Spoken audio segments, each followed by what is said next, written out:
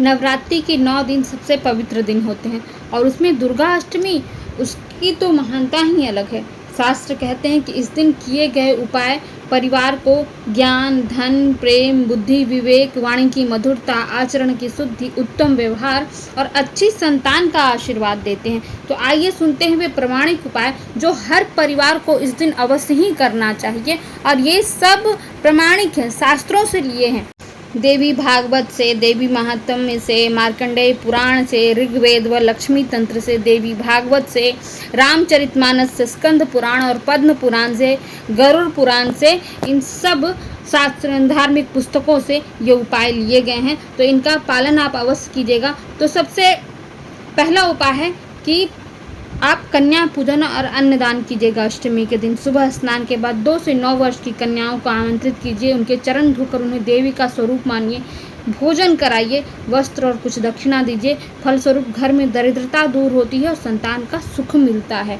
दूसरा उपाय है कि इस दिन आप देवी दुर्गा सप्तशती का पाठ कीजिए। यदि पूरा पाठ संभव न हो तो कवच, अर्गला और कीलक का पाठ कर लीजिए। घर में शांति, बुद्धि, विवेक और परिवार में आपसी प्रेम की भी स्थापना होती है। यदि दुर्गा सप्तशती का पाठ आप नहीं कर सकते हैं तो माँ दुर्गा का मंत्र का जप कर लीजिए या दुर्गा चालीसा का भी पाठ कर सकते हैं। तीसरा उपाय है लक्ष्मी पूजन। कमल, पुष्प और धूप दीप के साथ श्री सूक्त का पाठ कीजिए, माँ लक्ष्मी का पूजन कीजिए। इसे संध्या के समय पश्चिम मुखी होकर दीपक के साथ करना श्रेष्ठ माना गया है। इसके फलस्वरूप धन और वैभव की वृद्धि होती है और परिवार में समृद्धि आती है। चौथा उपाय है सरस्वती पूजन। विद्या और बुद्धि के लिए आप सरस्वती पूजन कीजिए। इस दिन सफ़ेद वस्त्र पहनकर सफ़ेद पुष्प और अक्षत अर्पित कीजिए माँ सरस्वती को, और ओम ऐं सरस्वती नमः मंत्र का जप कम से कम 108 बार अवश्य कीजिए। संभव हो तो 1008 बार कर लीजिए। इसके फलस्वरूप वाणी मधुर होती है, संतान में ज्ञान और विवेक की वृद्धि होती है और परिवार में ज्ञान की धारा बनी रहती है। पांचवा उपाय है राम, सीता और हनुमान का स्मरण। इसके लिए आप सुंदरकांड का पाठ कर लीजिए या राम नाम का जप कर लीजिए। संध्या को परिवार सहित एकत्रित होकर रामचरितमानस का पाठ कर लीजिए या राम नाम संकीर्तन कर लीजिए। फलस्वरूप दाम्पत्य जीवन में प्रेम रहेगा, परिवार में एकता रहेगी और व्यवहार में शुद्धता आती रहेगी।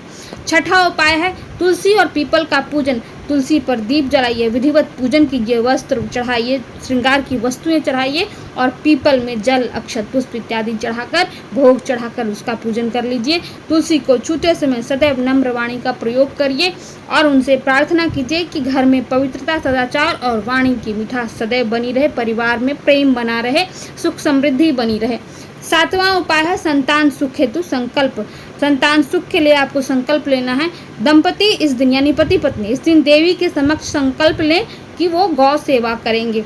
इसके फलस्वरूप उत्तम, आज्ञाकारी और संस्कारी संतान की प्राप्ति होती है। तो ये कुछ बहुत सरल उपाय हैं जो शास्त्रों से लिए गए हैं और आप इनका पालन कीजिए। आपके जीवन में बदलाव अवश्य आएगा, आपकी कामनाएं अवश्य फलित होंगी और माँ की कृपा से आपके जीवन के सारे अभाव भी दूर हो जाएंगे। तो यह थे दुर्गा अष्टमी के 7 प्रामाणिक उपाय। चैनल को सब्सक्राइब अवश्य कीजिएगा, वीडियो को लाइक, शेयर और कमेंट भी कर दीजिएगा।